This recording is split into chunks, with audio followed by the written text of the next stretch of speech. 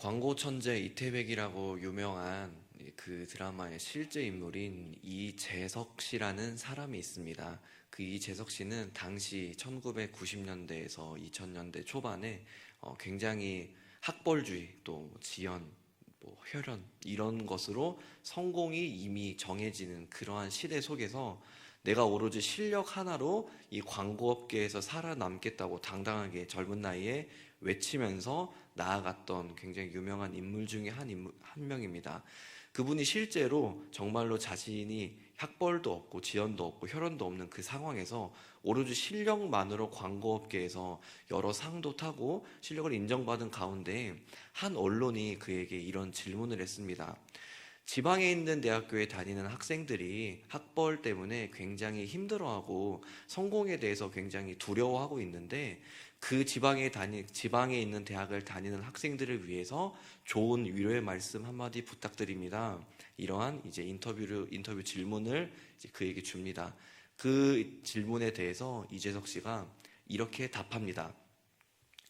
그 학생들에게 묻고 싶습니다.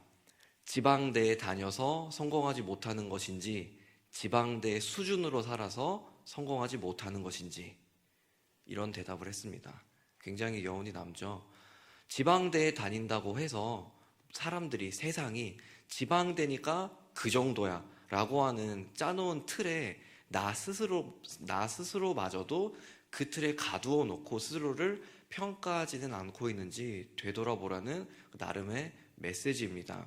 그 메시지를 보면서 우리의 신앙도 이것과 참 비슷하다고 생각을 합니다. 신앙에 대해서 우리가 성공이라고 할 때에 아마도 신앙이 지속적으로 깊어지는 삶을 살아가는 것이 우리가 성공하는 신앙이라고 할 때에 과연 우리가 매 순간 깊어지지 못한 내 자신에 대하여 하나님이 우리를 깊어지게 할 수 있는 여러 가지 도구나 은혜를 허락하지 않아서 우리가 깊어지지 못하는 것인지, 아니면 우리가 그냥 우리 그 신앙의 그 수준으로 살기를 원했기 때문에 더 많은 것들을, 더 깊어지고자 하는 것을 바라지 않고 그냥 그 자리에 머무르는 삶을 살고 있기 때문에 우리가 더 깊어지지 못하는 것은 아닌지 되돌아본다면 아마도 우리는 후자일 가능성이 더 높을 것입니다. 그러한 측면에서 오늘 한나는 깊어지는 삶에 대하여 한 번쯤 더 생각해보고 더 묵상하게끔 만들어주는 인물이 아닌가 싶습니다. 이제 한나의 가족은 남편이 이제 아내가 둘이었습니다. 한 명은 이제 자녀가 있는 브닌나라는 사람이었고, 한 명은 자녀가 없는 오늘 말씀의 중심이 되는 한나라는 사람이었죠. 자녀가 있고 없고에 대해서 그녀가 차별받는 기준이 되지는 않았습니다. 오히려 남편은 자녀가 있는 브닌나보다도 자녀가 없는 한나를 더욱 사랑했기 때문입니다.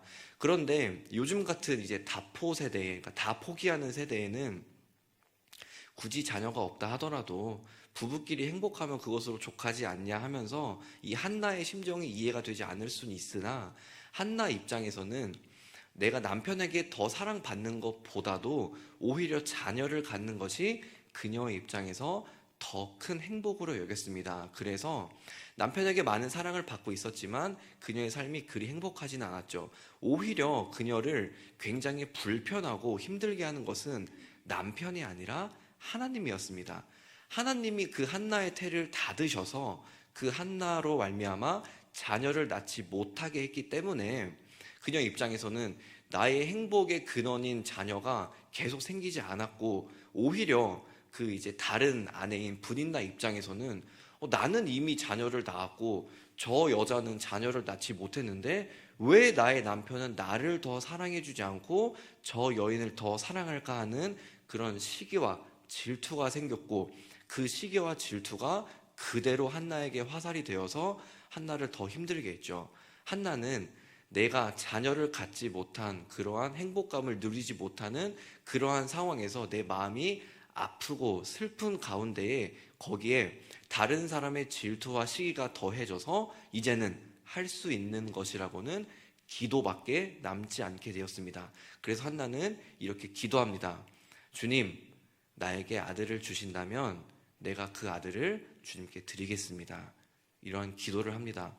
얼마나 절박했으면, 얼마나 힘들었으면 나의 어떤 행복의 근원이 되는 것이 나에게 나오자마자 그것을 그대로 하나님께 드리겠다는 고백이 나올까 싶을 정도로 간절했겠죠. 그 간절한 기도의 고백은 그대로 응답이 됩니다. 실제로 한나는 그 이후에 아들을 낳게 되고 이름을 사무엘이라 짓습니다.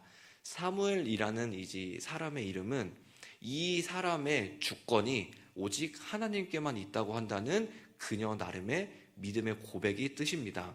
그 이름 자체로 이미 내가 아들을 얻은 것이 내가 이제 때가 되어서 혹은 우연스럽게 아들을 얻게 되어서 그런 것이 아니라 정말로 이 아이는 하나님께서 나의 슬픔과 애통의 기도를 100% 응답해 주신 이 기도의 결과물이라고 하는 그녀의 믿음의 확신이 담긴 고백이 되는 것이죠.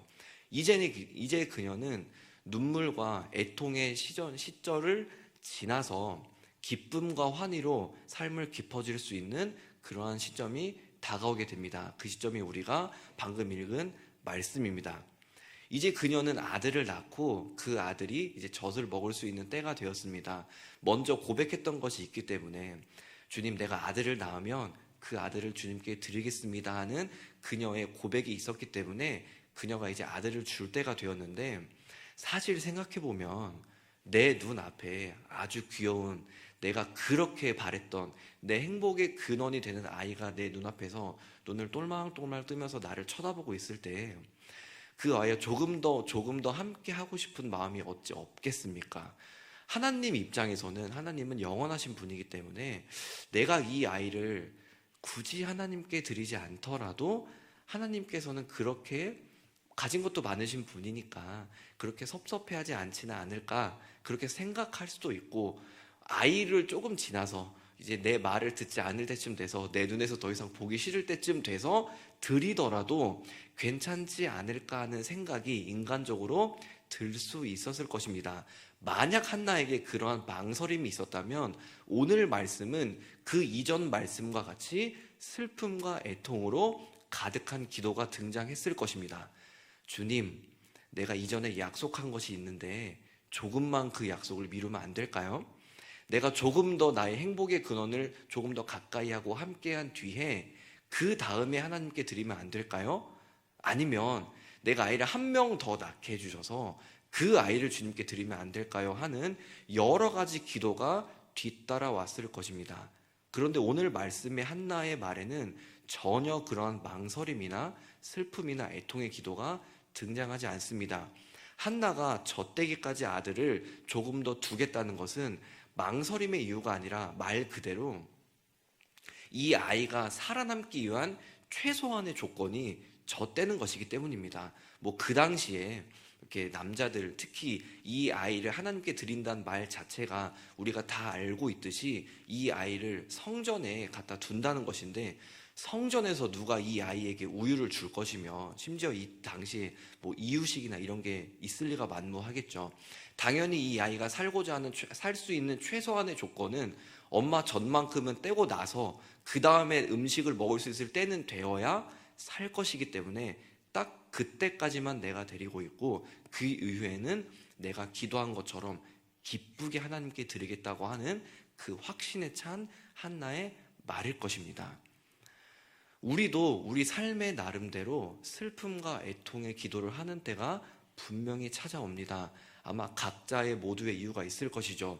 도저히 내가 가슴이 답답해서, 마음이 아파서 어디 말을 하소연할 데가 없어서 그 찢어지는 가슴을 부여잡고 이 자리에 나와서 누가 듣던 말던 소리 지르면서 주님 외치면서 그렇게 울며 기도하는 때가 우리에게도 누구나 한 번씩은 꼭 찾아오게 됩니다. 그리고 그때에는 우리의 신앙이 깊어질 수 있는 중요한 변곡점이 되는데, 사람들은 그 변곡점 이후의 삶에 대해서 그 기회를 잘 붙잡지는 못합니다. 한 번 그렇게 눈물로 애통하며 기도한 이후에 주님께서는 분명하게 응답해 주십니다.